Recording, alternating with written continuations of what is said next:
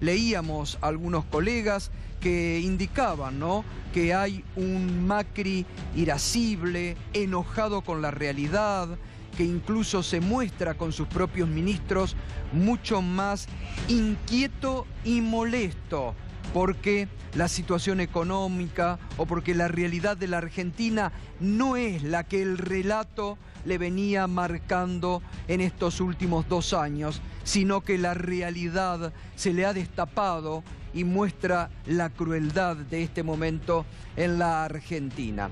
Y este Macri, que está irascible, enojado con la realidad, molesto, vuelve a exhibir hoy las contradicciones del gobierno, las contradicciones del macrismo.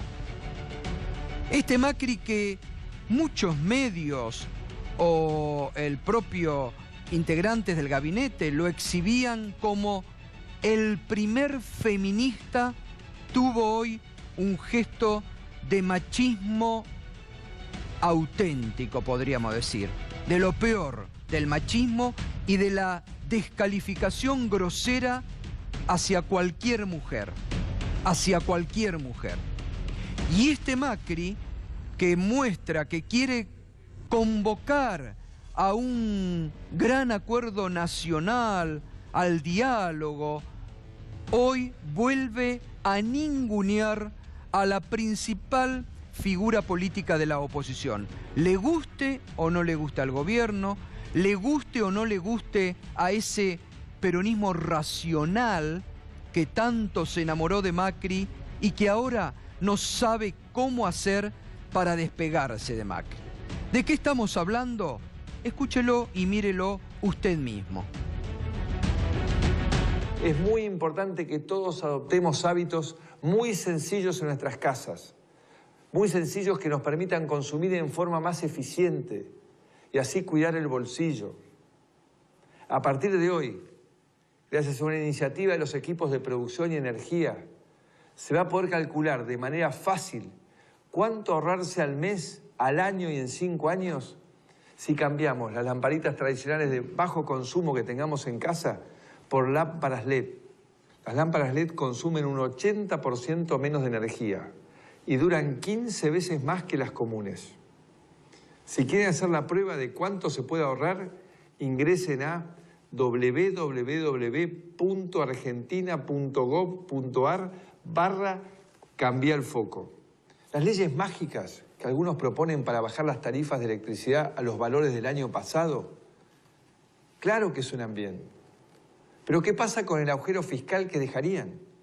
Por eso le pido a los senadores y gobernadores peronistas que sean responsables con el futuro de los argentinos y que no voten una ley inconstitucional. Por eso le pido a los senadores que demuestren que existe un peronismo responsable y confiable, que no se deja conducir por las locuras que impulsa Cristina Fernández de Kirchner. Confío en que van a actuar de manera racional, porque la etapa del despilfarro se terminó.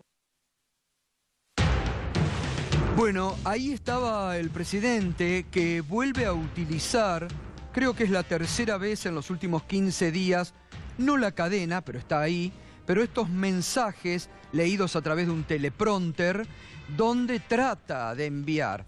Los de las lámparas LED, bueno, se anunció que iban a repartirse gratuitamente, que nos hayamos enterado hasta ahora, no han repartido una lámpara LED en forma gratuita.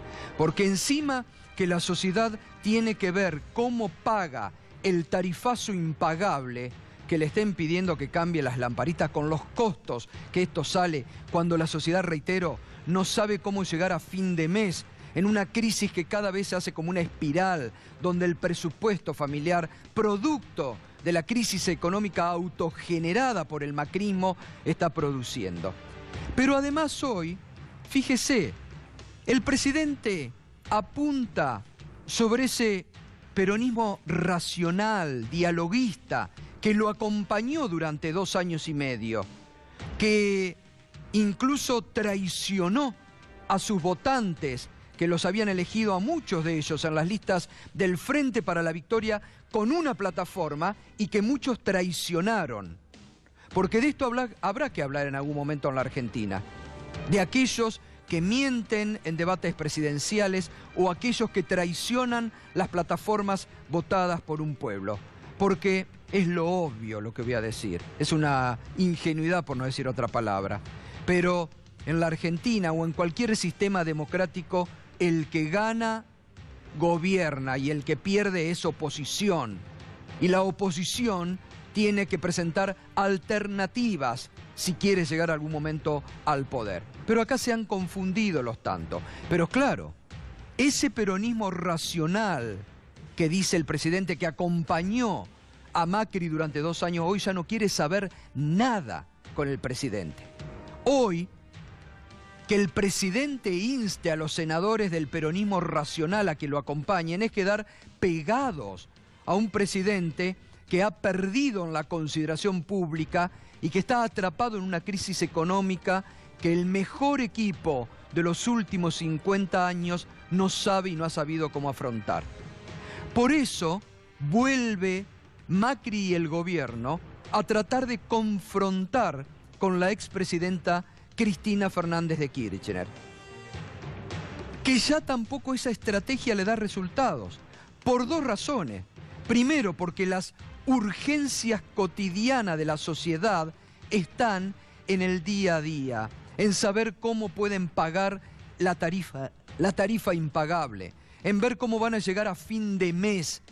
Ya el pasado quedó atrás, no les importa, porque el presente y el futuro, cada vez más preocupante, de las familias argentinas, es lo que hoy está. Entonces esa práctica que a Macri le sirvió para ganar en el 2015, confrontando con la expresidenta, porque antes la calificaban de la yegua, la corrupta, la ladrona, hoy la califica de loca, ya no les da resultado. Y porque además la expresidenta, o por una estrategia política o por propia voluntad, está llamada a silencio desde hace varios meses. Solo a través de su Facebook o su cuenta de Twitter actúa. Entonces, que el presidente en este momento, en el peor momento político que le toca afrontar, marcado por todas las encuestas, marcado por todas las encuestas que marcan que el 66% de los argentinos está desconforme con su gestión, que tiene una imagen negativa del 59%, que los índices de la confianza marcados por la Universidad de Itela han caído a niveles históricos, que el presidente trate hoy de confrontar nuevamente con la expresidenta, ni políticamente ya le da resultados. Hace pocas semanas atrás, en el programa de Alejandro Berkovich, en este canal, se mostró justamente cómo había caído, incluso en las redes sociales, esa confrontación. Cómo ya no daba rating, y esto lo sufren muchos canales que hacían de la denuncia, o muchos programas periodísticos que se han caído en el rating, porque ya, reitero, no les da rating la denuncia de hechos que ocurrieron en el pasado, porque la sociedad hoy está preocupada en saber cómo llega a fin de mes, si puede comer o si tiene que pagar las tarifas impagables producto de una crisis autogenerada por este gobierno. La expresidenta le respondió hoy a Macri, y esto decía a través de su cuenta de Twitter.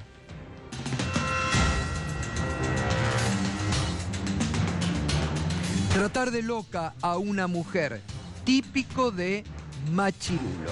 Un término que ganó todas las redes, que nos podés acompañar con el hashtag machirulo, es el hashtag, porque ha ganado todas las redes, ha significado hoy muchos memes, como se dice habitualmente, también por la exposición del presidente. Pero esto vuelve aquí. Fíjese, Macri, que muchos le decían, incluso creo que fue hasta tapa de alguna revista, que decía, el primer feminista, vuelve a lo peor. Tratar de loca a una mujer. Porque en la historia argentina también se le dijo locas a las madres y a las abuelas de Plaza de Mayo. Cuando enfrentaban a la dictadura, cuando denunciaban en soledad los horrores de la dictadura, las tildaron de locas. O tal vez cotidianamente, cuando un hombre pierde ante una mujer o cuando un hombre no tiene respuestas frente a una mujer, vemos como muchos machistas históricos de este país las tildan de locas o de histéricas. Lo peor, el peor insulto a una mujer. No nos detengamos, porque también quiero escuchar o ver a muchas feministas que se han rasgado las vestiduras, que frente a cuestiones muy, muy claras y objetivas, y tienen el todo derecho a repudiar, aquí, además, la falta de respeto hacia una figura institucional como es la expresidenta. Pero dejemos de lado la figura de la expresidenta. Es un insulto a cualquier mujer que se la califique de loca. Entonces, la verdad que yo creo que en esta crisis en la que se encuentra el gobierno de Macri, una crisis también interna, de producto de muchas internas, de muchos que están descolocados, de este enojo que Macri, dicen los que lo frecuentan, tiene frente a la realidad que le ha estallado, realmente pierde el presidente, pierde el gobierno, calificando de loca, pierde frente a lo que decían sus allegados. Macri se ha convertido en el primer feminista. Miren cómo impulsa el debate por la despenalización del aborto. Y acá rápidamente se le vuelve a caer el relato y se muestra el auténtico Macri. El Macri machista. No vamos a recordar acá las barbaridades que dijo en campaña sobre algunos piropos a las mujeres, ¿no? Pero además reitero esto. ¿Cómo sale mañana el ministro del Interior, Rogelio Frigerio, a hablar de que son dialoguistas, que quieren construir un gran... después de ningunear a la principal figura de la oposición? Se les vuelve a caer el relato. Porque hoy, les guste o no, reitero, lo están marcando las encuestas que maneja el gobierno. Le están manejando los encuestadores más serios de la Argentina. La expresidenta no solamente recupera imagen positiva, recupera intención de voto. Todo lo que el macrismo y el gobierno pierde en materia económica y social, lo recupera la expresidenta. ¿Por qué? Porque la gente dice, hace 3 años atrás estábamos mucho mejor que hoy en la Argentina. Es simple el razonamiento. Bien, ahora fíjese también, porque, y además otra cuestión, está mal informado el presidente, porque ni siquiera el proyecto que se votó en la Cámara de Diputados sobre la rebaja de tarifas es de la expresidenta. No es de la autoría ni de la expresidenta ni de los kirchneristas. Es un proyecto muy consensuado por el Frente Renovador, el kirchnerismo obviamente, el Partido Federal, los peronistas racionales, como les gusta llamar a Macri, la izquierda. Es un proyecto muy trabajado y elaborado. El proyecto que tenía la expresidenta presentado en el Senado no alcanzó, en una moción que se hizo, el tratamiento como tal. Así que ni siquiera es un proyecto de la expresidenta. Pero digo, fíjese qué dura que será la realidad que vive la Argentina. Qué dura y toda la historia que no nos han contado sobre la dureza de la situación económica, para que un economista como Miguel Ángel Broda, que sabemos que es poco sensible, muy poco sensible, porque lo único que le importa es que cierren las cuentas fiscales y cómo están los mercados a los que le rinden culto, durante el fin de semana haya dicho lo siguiente: Broda, el ajuste tiene que acompañarse con comedores abiertos los 7 días, las 24 horas. Broda le advierte al gobierno que el ajuste que se viene tiene que estar acompañado por una real situación social. Y le preguntan, ¿y las consecuencias de ese ajuste? No podemos correr el riesgo de no seguir corrigiendo tarifas con tal de que la inflación sea más baja en uno u otro mes. Acá no se trata solo de dar precios para que los privados inviertan. Se trata de hacer un ajuste fiscal en serio, creíble. Mire, yo veo que vienen tiempos difíciles para la Argentina y lo que el gobierno tiene que asegurarse es que la gente coma. Para decirlo de algún modo, la búsqueda de disminuir los desequilibrios básicos tienen que estar acompañado por comedores abiertos 7 días por 24 horas. Esta economía lleva 7 trimestres de recuperación y tenemos este grado de conflicto e insatisfacción.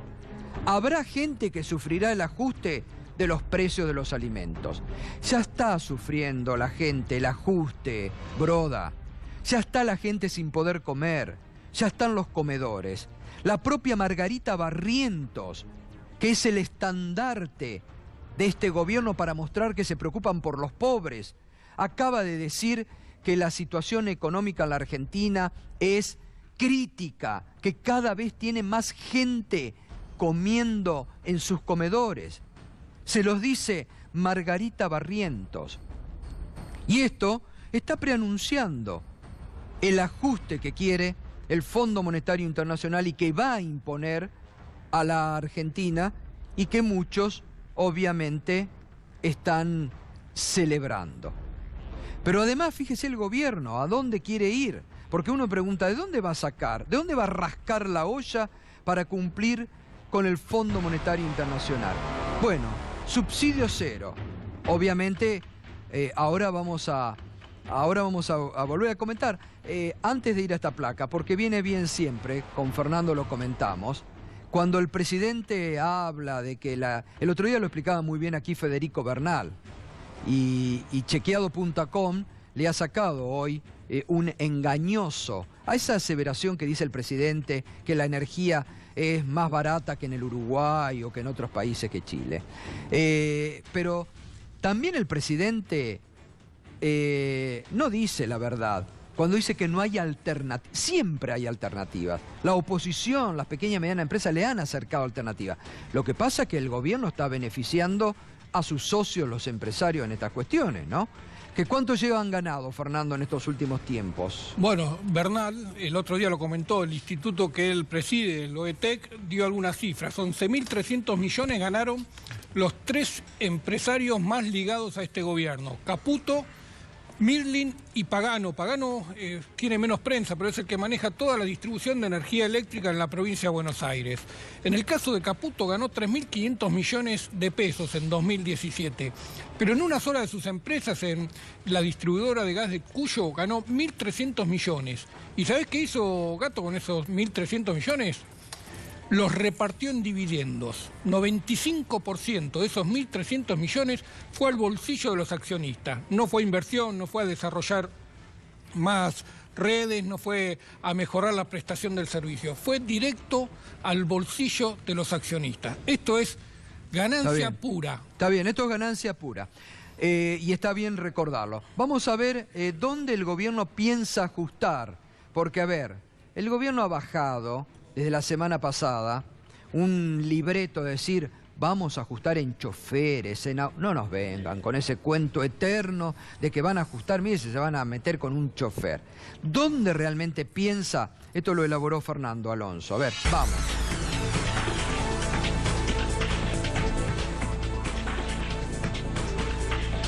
Operadora ferroviaria de 23.000 empleados. YPF, que tiene 19.200 empleados. Banco Nación, que tiene 18.300 empleados. El Correo Argentino, que bueno, que además le debe la familia presidencial 70.000 millones al Estado. 16.689 empleados. Y Aerolíneas Argentinas, atento con Aerolíneas Argentinas, 12.196. ¿Qué quiere hacer acá el Estado, el gobierno, con estas empresas, Fernando? Bueno, algunas de esas empresas seguramente van a entrar en algún proceso de liquidación. Aerolíneas es una de las candidatas a pasar al proceso de liquidación por la poca demanda que va a haber del sector privado para hacerse cargo de esa empresa. En cambio, en empresas como YPF seguramente vamos a avanzar con la venta de las acciones o se va a buscar un plan de racionalización.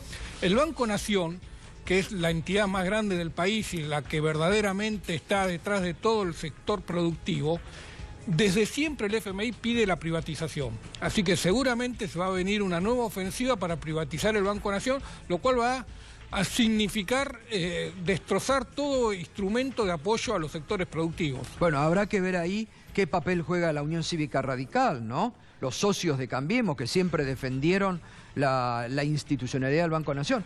A propósito del Banco Nación, no se supo nada más de Javier González Fraga, su presidente, ¿no? No, la verdad que no. Vamos a intentar averiguar. Nosotros acá comentábamos... Es una buena pregunta, ¿no? Que estaba atravesando un proceso, una enfermedad que lo había alejado de la conducción. Se había pedido licencia, algunos decían 2 semanas, otro el mes entero. Había ido con la familia a pasear por Europa, estaba en España, pero bueno, prometemos averiguar a ver cómo está. Está bien. Bien, comenzó hoy la marcha federal, otra movilización que debe enfrentar el gobierno. El viernes, aunque el sábado no te la hayan mostrado los titulares de los diarios, fue multitudinaria la contra el Fondo Monetario Internacional. Hoy comenzó la marcha federal de distintos sectores sociales. Esto, por ejemplo, lo que hoy se registraba en La Quiaca, Jujuy, comenzando la movilización. Fíjese esto, también, en La Quiaca, ¿no? Mire la marcha, es realmente multitudinaria, es asombrosa. Se la vamos a mostrar todos los días aquí, todos los días, porque son columnas impresionantes, inmensas, desde distintos puntos de la Argentina, que quieren alertar, que quieren advertir sobre las situaciones de hambre, de pobreza, de exclusión que se están viviendo en estos momentos en la Argentina, que termina el próximo miércoles aquí, en la capital federal. Uno de sus impulsores, el dirigente social Juan Grabois, hoy decía lo siguiente en diálogo con Radio 10. Realmente, yo que empecé a militar en el 2001, volver a escuchar la palabra Fondo Monetario Internacional, que pensé que había quedado en un museo de las cosas feas que pasaron en nuestro país, me pone mal, porque sé y sabemos nosotros, mi generación, de que FMI es igual a hambre, a miseria, a muerte, a represión, ajuste contra los que menos tienen, y que una cosa es tolerar un mal gobierno electo democráticamente por nuestro pueblo, y otra cosa es tolerar un tutelaje, una dictadura económica extranjera, ¿no? Bueno, allí estaba Juan Grabois, que es uno de los impulsores de esta marcha federal. Reitero, todos los días le vamos a estar mostrando cómo evoluciona, cómo marcha, qué distintos puntos de la Argentina se van sumando. Pero no nos volvemos a olvidar, estamos ya a fines de mayo, comienza esta semana junio, un junio que se viene recargado, porque atenti, ya se está previendo que la inflación de mayo fue altísima.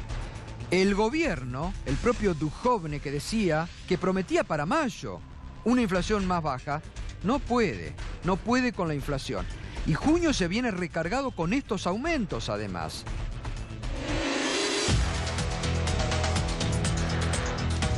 Aumenta el transporte, el boleto mínimo 10 pesos. Y además las prepagas, 7,5 van a subir las prepagas, aumento autorizado a partir del mes de junio. ¿Y la inflación que se está previendo para el mes de mayo, Fernando? Mirá, hay algunas consultoras que están manejando entre 3 y 4% de inflación para mayo. Sí, no, fuera de toda la lógica. La verdad que va a ser un número muy fuerte. Ninguna consultora espera menos de 2%. Algunas muy optimistas hablan entre 2,5 y 3. Y algunas ya están planteando que se puede acercar a 4% la inflación de mayo, porque es donde se está trasladando toda la devaluación que empezó en abril y que fue más fuerte en mayo, ¿no? Claro. Ahora, Gustavo, buenas noches. Sí, buenas noches, Darío. ¿Cómo estás? Bien. Las consultoras que midieron hasta el 15 de mayo ya estaban sobre el 2%. Así que se supone que va a estar entre 2,5 y 3 seguramente. Más allá que otro dato, yo no sé si suma o no, Fernando, pero el dólar sigue subiendo de a poquito. Sí, bueno, ese es otro dato. Hoy subió de nuevo, ¿no? Sí, cerró en 20.25, en casa de cambio llegó a 25.25, en casa de cambio llegó a 25.50, pero eso no es el dólar que fija los precios, ¿no? El dólar que fija los precios, el dólar mayorista, estaba un poquito más tranquilo porque ahí está el Banco Central con 5.000 millones de dólares cada vez que abre la rueda, pone 5.000 millones en oferta, 25 pesos, y por ahora no se los están tomando. Así que hoy no tuvo que intervenir ni con ventas ni con futuros. Así que por ese lado todavía está un poquito más tranquilo. Bien, Darío, bueno, fue procesada por la jueza chaqueña que está haciendo el proceso, la diputada nacional Aida Ayala, que es diputada nacional, pese a que el gobierno la está protegiendo, y que no ha sido tratado todavía su desafuero en la Cámara de Diputados. Está procesada, ¿no? Sí, ya había declarado, porque por ser diputada no tiene impedimentos, va a haber una ampliación de indagatoria, pero la noticia de hoy es que le dictaron el procesamiento con prisión preventiva, le inhibieron los bienes, la embargaron por 200 millones y el delito es lavado de dinero cuando era intendente de Resistencia. Ahora es diputada de Cambiemos y con esta resolución que está llegando, obviamente, al Congreso, no tiene otra alternativa, la Cámara de Diputados, de tratar el tema como ocurrió en aquella vez mucho más rápido, con mucha difusión mediática, de Julio De Vido, claro, que está acusado de administración fraudulenta, que obviamente es un delito menor que lavado de dinero, pero atención, cuando hoy se notificó de la resolución, la ex intendenta se descompuso y está internada en este momento en un sanatorio. Pero lo ¿Puede que ir se presa? viene... ¿Cómo? ¿Puede ir presa? Obviamente tiene que ir. Cuando se produzca el desafuero, tiene que estar, ya está dictada la prisión preventiva. No es como el caso de De Vido, ¿te acordás que antes de la prisión preventiva ya lo desaforaron y lo metieron preso porque pidieron la detención? Acá ya declaró, pasó el plazo procesal y tiene prisión preventiva. Y además le van a ampliar en los próximos días por enriquecimiento ilícito, claro, negociación incompatible exacto, con la función pública, asociación ilícita y otros delitos. Así que está sin salida, por esto la enfermedad, entre comillas, o esta internación, seguramente tiene que ver con presionar para que diputados por ahora no traten el tema, pero si lo tratan y aprueban el desafuero, obviamente tiene que ir a la cárcel. No hay otra alternativa. Claro. Fíjate, Darío, que estuve hace 2 semanas yo, y lo conté acá en la ciudad de Resistencia, y los colegas de Resistencia, que estuve con varios de ellos, me contaban que realmente es una jueza impecable en su accionar, intachable, que la misma jueza que también está investigando al poder actual en Resistencia, ojo, que está investigando al poder actual, investiga el pasado pero investiga al poder actual. Habla muy bien de esta jueza que hoy ha dictado y una protección del gobierno hacia la diputada Aida Ayala inexplicable. Realmente uno dirá, ¿por qué el gobierno de Cambiemos la protege tanto a Aida Ayala, no? Además hay que decir que hay un gran trabajo del fiscal Patricio Sabadini, que llevó toda la investigación y le dejó la pelota picando a la doctora Zunilda Nuremberger, que tiene que ver con quien dictó hoy el procesamiento. Y atención que esto no hay vuelta atrás, porque su abogado había pedido la exhibición de prisión, el abogado es el doctor Gil Lavedra, y dice que no hay mérito para este procesamiento. Obviamente lo va a apelar, pero me parece que lo más importante, más allá del ninguneo mediático, porque otro tema, más allá que sus pares la bancan, que políticamente puede ser correcto, lo que llama la atención, Gustavo, es el apagón informativo respecto de una exintendenta que obviamente está acusada de lavado de dinero y que tiene que ser desaforada siguiendo la jurisprudencia de la Cámara de Diputados. Lo hicieron con Julio De Vido, obviamente lo tienen que hacer. No tienen otra salida con esta mujer. Bueno, y además hay que sumar a este escándalo de corrupción, otro que analizamos mucho la semana pasada, el primer funcionario con un alto cargo del gobierno de Macri llamado a una citación indagatoria, como es el titular del ANSES, Emilio Basavilbaso, pero además otro escándalo, otra arremetida del gobierno contra la justicia. Darío, porque lo separaron al fiscal que inició la investigación sobre Basavilbaso. Ahí está, lo estamos viendo, el doctor De Bedia, que ha venido varias veces a este programa, un hombre puntilloso en cuanto a evitar que quieran succionar dinero del ANSES, el dinero que pertenece a los jubilados.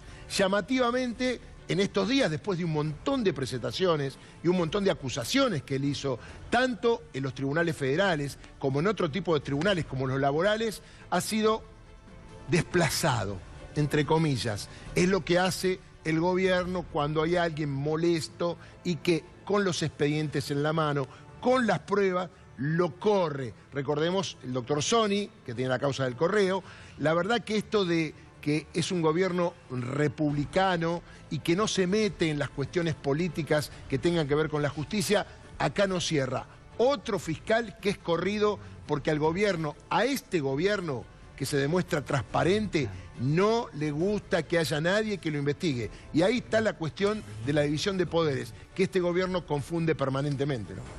Claro, además, Darío, no nos olvidemos ya cómo están tratando de correr a la fiscal Boquín por la investigación sobre el correo, ¿no? Es un gobierno que está arrasando con la institucionalidad, con la justicia independiente y que obviamente no le gusta que lo investiguen. Hoy también vos adelantabas en Twitter cómo la justicia le ha hecho un llamado de atención a la titular de la Oficina Anticorrupción, Laura Alonso, ¿no? Que está, me parece que va a estar en problemas, ¿no? Sí, a ver, Laura Alonso se ha vendido como el paladín de la justicia de controlar a funcionarios, pero en realidad funcionarios del gobierno anterior, porque se hizo todo un seguimiento de las más de 100 denuncias que hay contra funcionarios de primer nivel, de Macri para abajo, de este gobierno, y en ninguna causa la Oficina Anticorrupción se presentó como parte querellante. Solamente en las causas anteriores, que ya venían, que tenían un trámite, que había procesados, en esta causa que recién comienza y donde la Oficina Anticorrupción tiene que aportar pruebas, no se ha presentado ninguna. Sabemos que tiene un amor por Mauricio Macri, pero esto no tiene nada que ver. Puede estar enamorada e investigarlo, pedir que se aclare la situación. Pero concretamente Laura Alonso, que no es abogada, esto es muy importante, claro, no es abogada, entró por decreto, por la puerta de atrás de la justicia, dice que no presenta querellas porque ella no tiene elementos para investigar. Bueno, vos te tenés que presentar, ver el expediente y después aportar lo que te parezca. Es dramático la función de Laura Alonso, que tapa a todos los funcionarios que a lo mejor, si los investigan, algunos no tienen nada que ver, pero de esta manera tapa, oculta y no investiga absolutamente a nadie. Enseguidita te vamos a mostrar los últimos detalles, las últimas informaciones, las últimas revelaciones tremendas, terribles, sobre la situación que vivieron los tripulantes del submarino San Juan. En las peores condiciones fueron enviados a la muerte, sin perdón. ¿Y la justicia dónde está? Enseguidita las últimas informaciones. Y también ya, enseguidita vamos a estar hablando con nuestros invitados de esta noche, el ex secretario de Seguridad Interior, el doctor Sergio Berni, y también vamos a estar hablando con el concejal de Zárate, Lucas Castiglioni, sobre la situación social que se vive en Zárate, pero también sobre cómo el gobierno en el plan de ajuste va a dejar sin efecto la construcción de las 2 centrales nucleares proyectadas que realmente le dan más zozobra a una zona que ya está viviendo mucho de zozobra, que es en Zárate.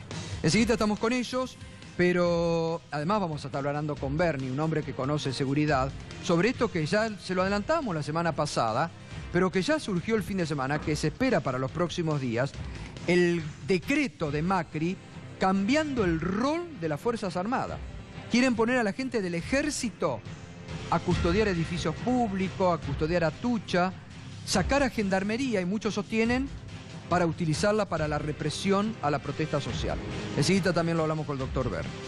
Bien, muchas veces acá nos hemos ocupado de la persecución que se hace sobre el sector de la juventud, sobre los que tienen portación de cara, sobre los sectores más vulnerables, sobre la gente de las villas, sobre los negritos, los que les dicen así en forma despectiva. Muchas veces nos hemos ocupado y nos hemos solidarizado con la gente de la Garganta Profunda, que lleva una acción concreta, la Garganta Poderosa, que lleva una acción concreta de denuncia, además de esa excelente revista que tienen, ¿no? Pero que tienen una acción muy importante, de una presencia muy fuerte y muy sociable en la tarea de contención y social que hacen en distintas villas. Esto ocurrió el fin de semana en la Villa 21. Están denunciando otra vez a la prefectura, otra vez, fíjese lo que fue, otra vez la irrupción de la prefectura en una acción vengativa, porque no nos olvidemos que ya la prefectura había tomado secuestrados. Claro, mire cómo se sacan las identificaciones. Ahora se lo vamos a preguntar a Berni si esto no es ilegal. Sacan las identificaciones y se las guardan. A ver si podemos repetir esto. Mire, se sacan las identificaciones y se las guardan. Estos prefectos, que ya tienen el antecedente de haber matado por la espalda a Rafael Nahuel en el sur, la prefectura represiva de Patricia Bullrich, que el año pasado tomó secuestrados a 2 jóvenes y los sometió a torturas que eran de la Garganta Poderosa. Y lo que están denunciando, que fue una acción realmente vengativa, porque ingresaron a justamente los hogares donde había el fotógrafo de la Garganta Poderosa o familiares de estas personas que habían sido denunciadas el año pasado, que habían sido torturadas por las fuerzas de la prefectura. Este es el fotógrafo que realmente fue apaleado, su hermana manoseada, insultada, toqueteada por los efectivos de la prefectura naval. Pero fíjese el relato que hicieron los integrantes de la Garganta Poderosa. Rompieron mi puerta, me manosearon, apalearon a mi sobrino y secuestraron a mi hermano por intentar filmar cómo baleaban la casa del vecino que denunció sus torturas, dice Jessica Ascurraire, vecina y asambleísta de la Villa 21. Mi hermana cometió la imprudencia de preguntarles a los uniformados por qué le habían pegado así a su hijo, un menor. Ahí nomás la respuesta fue clarísima: cerrá el orto. Me apretaron el cuello, me patearon las piernas y me dieron con sus palos hasta que uno me puso contra la pared, manoseándome las tetas. Aterrada grité: soltame, me estás tocando. Y peor, me estrujó como una bestia. Callate, puta de mierda, callate. La reconcha de tu madre, negra de mierda, sucia, bocona. Esto los integrantes de la prefectura, ¿eh? Al costado, la represión contra todos los vecinos continuaba recrudeciéndose y mi compañero no podía ayudarme porque lo estaban moliendo a patadas con la mayor impunidad jamás vista. Gritaban: chúpenlo, no importa, agarren a cualquiera. Si así actúan en la capital federal, si así actuaron asesinando por la espalda a Rafael Nahuel, y así actuaron la Gendarmería corriendo y llevando a la muerte a Santiago Maldonado. Estas son las fuerzas que denuncia, que protege, mejor dicho, que ahora están denunciadas, pero que protege Patricia Bullrich, que dice que no tienen que demostrar nada, que tienen que actuar. Las fuerzas que les darán instrucción de que se tienen que sacar la identificación. Esto es un acto ilegal lo que están haciendo. Algún fiscal ya tendría que estar investigando esto. ¿Por qué se sacan la chapa identificatoria estos prefectos? Ahora también lo vamos a hablar con Sergio Berni. Vamos con Pedro Briguer. Pedro, antes de ir con los invitados.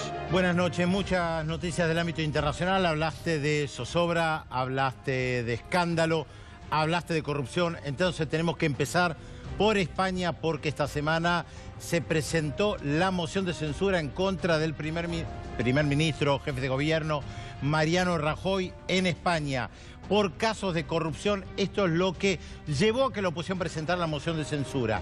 ¿Qué dice Mariano Rajoy? Son casos aislados. Escuchen bien, hay un sitio en España que se llama Casos Aislados y se dedica a investigar los casos aislados que señala Mariano Rajoy.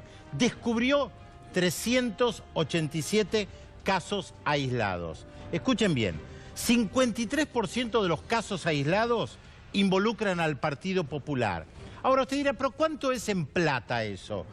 En plata es 122.000 millones de euros. Los casos involucrados del Partido Popular, 122.038 millones de euros. Y usted dirá, ¿cuánto es 122.000 millones de euros? La sanidad, lo que gastó en el 2017 en salud, apenas 4.200. Educación, 2.500 millones. ¿Escucharon bien? Sanidad y educación, un poco más de 6.000 millones de euros. En corrupción, casos verificados, 122.000 millones de euros. Fernando, son fortunas. Sí, claramente. Además, el PP que está investigado por toda una administración fraudulenta, tenía una doble contabilidad, así que debe ser el partido más corrupto, por lo menos en Occidente. Impresionante. ¿Amigo de quién? De Michel Temer, que está atravesando una situación también muy complicada porque el paro de los camioneros se extiende todavía 8º día de paro de camioneros y está anunciado para el miércoles un paro también de la industria del petróleo, de Michel Cuerda Floja Temer. Gustavo, a vos que te gustan las encuestas, salió una nueva de Brasil. Lula, 39% de los votos, aún preso. Toda la oposición junta, 30%. 13 partidos, 13 candidatos no llegan al 30%. Por eso lo quieren preso. ¿Te imaginas en España si Lula está preso por la suposición de un juez, lo que tendría que pasar con Mario Rajoy, ¿no? Bueno, el tesorero, el ex tesorero del Partido Popular, Bárcenas, está entrando en prisión justamente por toda esta caja B que tenía el Partido Popular. Lo hemos dicho en muchas oportunidades. Uno de los partidos tal vez más corruptos de Europa, y hay que ver qué pasa el jueves y viernes, porque están ahí cabeza a cabeza. Lo vamos a seguir durante la semana para ver si cae Rajoy o no. Gracias, Pedro. Sergio Berni, buenas noches. Gracias por venir. ¿Cómo está? Bueno, muchos temas para hablar realmente con usted. Primero quiero preguntarle a usted, como una persona que aparte formó parte del gobierno de Cristina Kirchner, ¿qué le pareció hoy la apreciación que tuvo el presidente Macri respecto a la expresidenta, a quien tildó de loca? La verdad que muy triste, y no solamente por una cuestión netamente machista, porque obviamente lo es, sino porque tratar de loca a la representante del pueblo de los bonaerenses es tratar de locos a los bonaerenses. Y eso da mucha tristeza, no por el significado, sino por la falta de rumbo, porque la descalificación es el último recurso que tiene una persona instruida cuando no puede encontrar un rumbo. Y la verdad que nos apena. Y no me apena por Cristina, porque Cristina es una persona que se sabe defender muy bien, pero tratar de loco a los representantes del pueblo de la provincia de Buenos Aires me da mucha pena. Ahora, ahí en el discurso de Macri también hay algo que quería hablar con usted, porque usted la semana pasada tuvo un discurso muy fuerte en el Partido Justicialista, ahí en la cara del presidente actual y de muchos consejeros, donde usted en la cara les dijo, tienen que animarse a cambiar, animarse a hacer oposición, animarse a plantear alternativas.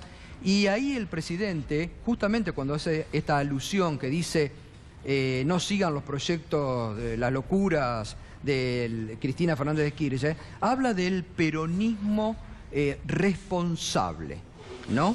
Usted también hacía referencia un poco en esa, cuando usted marcaba esta y tuvo ese discurso fuerte en el seno del peronismo, ¿también se refería a esos peronistas, entre comillas, responsables para Mire, Macri? yo creo que hay que hacer una clara división entre el peronista responsable y el dirigente irresponsable. Son dos cosas distintas.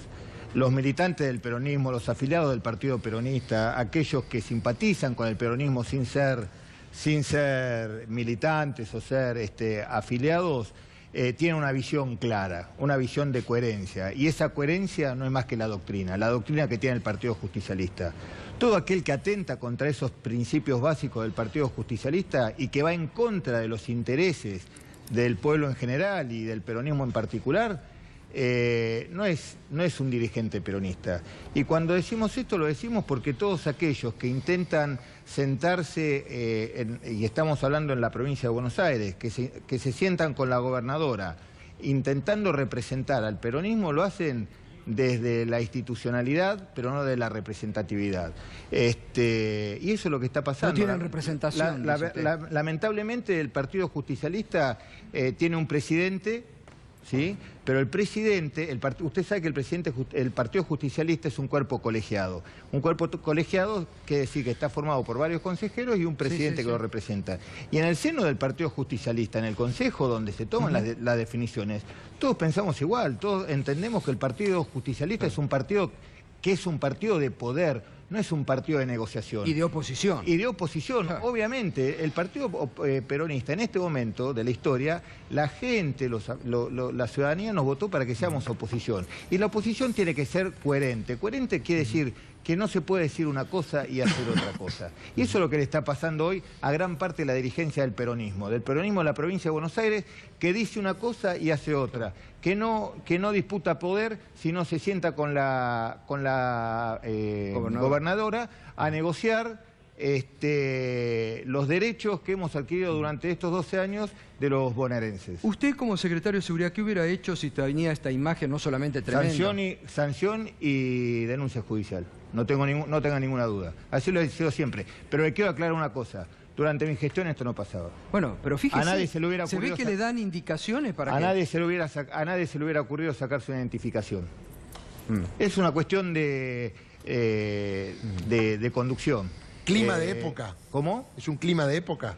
No, yo creo que hay una conducción que todavía no puede encontrar el rumbo, que está tironeada entre la legalidad y la necesidad de acallar las voces opositoras en la calle, porque lo que ha pasado en la Villa 21 no es más que eso, acallar, aquellos que no lo pueden acallar judicialmente, lo acallan a través de Sergio, un ¿y qué sistema opina de este represivo. proyecto del gobierno que quiere cambiarle el rol a las Fuerzas Armadas, sacar gendarmería del lugar y poner al ejército a custodiar? Por ejemplo, ahora vamos a hablar con el concejal del tema Atucha, pero quiere, por ejemplo, el ejército a que custodie Atucha. Mire, es una discusión muy profunda, muy complicada, donde hay que ver dónde juegan factores ideológicos, factores doctrinarios y factores operativos. Desde ideológico sabemos lo que ha representado las Fuerzas Armadas y con mucho dolor lo digo porque soy un soldado, aparte de médico, de funcionario por eso se lo pregunto y de abogado, soy un soldado apasionado de su profesión. Y me da mucha tristeza lo que ha sucedido y lo que ha generado las Fuerzas Armadas en la historia de nuestro país. Obviamente no podemos culpar a los hijos de los delitos que han hecho los padres. Estos genocidas están presos y este es un ejército, unas Fuerzas Armadas, hijo de la democracia, que no tiene nada que ver con aquel Fuerzas Armadas a que nos referimos. Pero eso es una discusión pura y exclusivamente ideológica.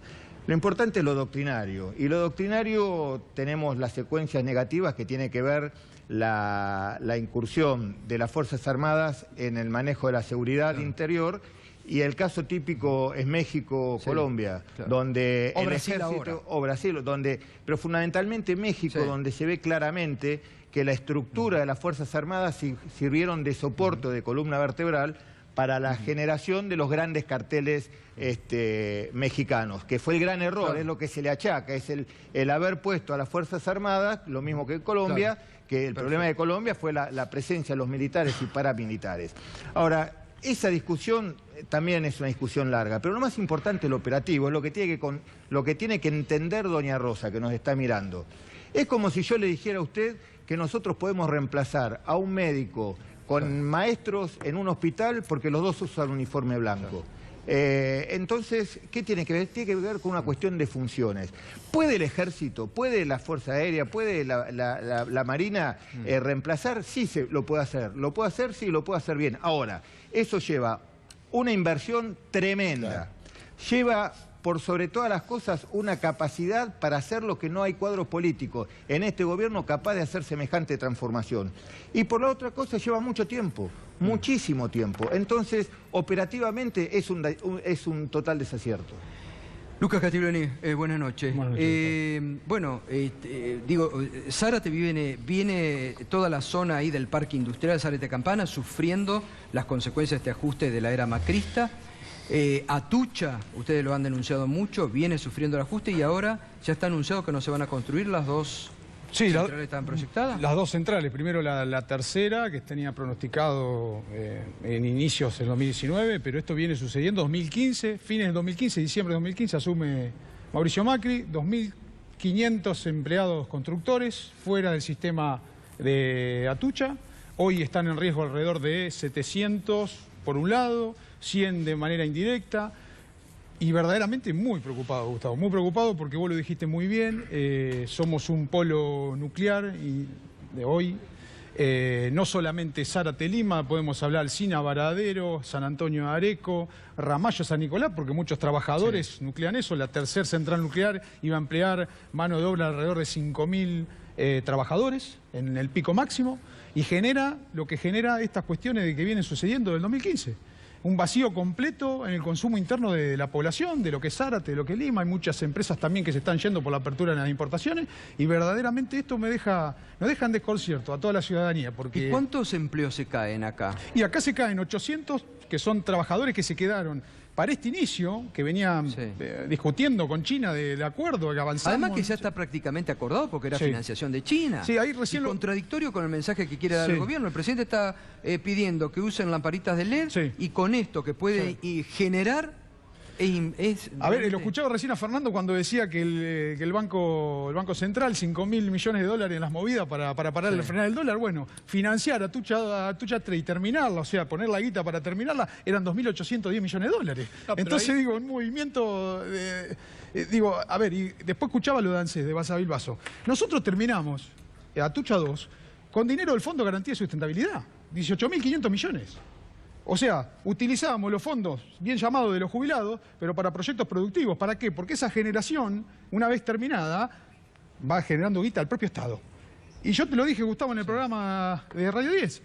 Acá tomaron la decisión de cambiar la matriz energética. Vinieron por la matriz energética de nuestro país a modificarla, a cambiar, frenar el plan nuclear, avanzar con las termoeléctricas, que nada más y nada menos son los socios del presidente o los grupos más económicos más grandes del país, en avanzar en ese sistema. ¿Y qué va a pasar?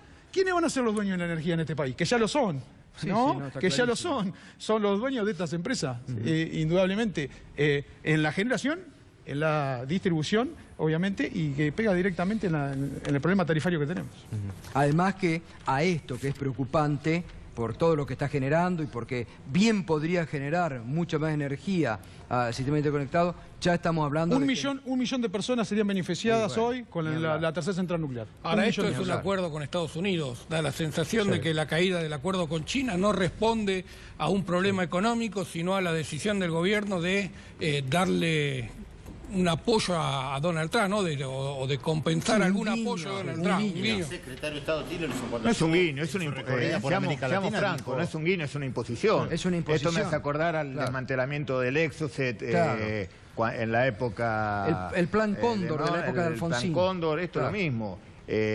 Soberanía energética, Argentina no puede tener soberanía energética, tiene que seguir siendo dependiente de los factores externos. Entonces, lo que muy bien Lucas está explicando, que es un concejal, es nuestro concejal de Zárate, es la enorme preocupación que tenemos, no solamente por la gran cantidad de despidos, sino cómo va a impactar en nuestra posibilidad de generar y decidir sobre el futuro de nuestros propios recursos, entre ellos la energía nuclear, donde somos uno de los 5 países que tenemos mayor capacidad de exportar energía nuclear. Porque no nos olvidemos que no solamente nos condicionan con Atucha, sino con exportar tecnología a Australia, exportar tecnología a África, mantener, hay un reactor que se ha desarrollado también en Atucha, que Lucas lo puede explicar mejor que yo, que es muy entendido. Es un reactor como para pequeñas ciudades, que Lucas sería bueno que lo explique. El CAREN 25, 25 megavatios para pobladores de 200.000 habitantes, un proyecto que venía avanzando a paso firme hasta el 2015, ahora están dando vuelta a ver si lo van a terminar o no lo van a terminar. Pero Gato, te quería agregar algo más. El plan nuclear o la bajada de no hacer Atucha 3 no habla solamente de lo que puede pasar en las ciudades como Zárate o Lima, sino también lo que pasa con PIAP, con agua pesada. A ver, que hay también 450 empleados que están ahí al borde porque, a ver, la generación de esa agua pesada era para este reactor, el próximo reactor, y así sucesivamente toda la cadena productiva que tiene el sector nuclear. Que aparte venimos con 45 años de historia nosotros en Argentina, ¿no? No es una... Aparte lo que se retrocede, porque esa gente capacitada, lo que le ha costado al Estado argentino capacitar para que se los tiren, realmente es muy contradictorio. Gracias, Sergio, como siempre, un gustazo. Mire, le voy a contar, si me permite, una pequeña anécdota. Además usted es vecino en el año, de ahí, ¿no? yo vivo en Lima. En el año 2003... la escuela técnica de Lima había cerrado y se dedicaba a criar conejos para darle de comer a los vecinos. Del 2003 al 2014 generó la mayor cantidad de técnicos especialistas en materia nuclear. Hoy esa escuela tiene que volver a cerrar sus puertas. Sí, han cerrado, parece un hecho menor, ¿no? Había un parque muy interesante sobre la Ruta 9. Sí, que servía para informar a los vecinos sobre el plan nuclear. Y obviamente, sin plan nuclear, ¿para qué queremos parque? ¿No? Bueno, gracias, Lucas. Gracias. Vamos te comprometo con los laburantes y todo me gustaría que venga, porque es un tema muy interesante que nos interesa seguir. Te agradezco mucho. Gracias, gracias, Sergio. Por favor. Muy bien, enseguidita, tras la pausa, lo que sufrieron los tripulantes del submarino Ara San Juan, nuevas revelaciones, la desesperación de una tripulación que tenía hasta los alimentos vencidos. Los mandaron a la muerte. Tremendo. Y además, enseguidita vamos, persecución en nuevos medios. Acá, la persecución que estamos sufriendo los trabajadores del Grupo Indalo, las empresas periodísticas del Grupo Indalo, enseguida te lo contamos. Censura en la Agencia Estatal de Noticias Telam. Y despidos que se siguen en más gente de medios críticos. Enseguida toda la información, la realidad, sin ambigüedades, aquí en Minuto 1.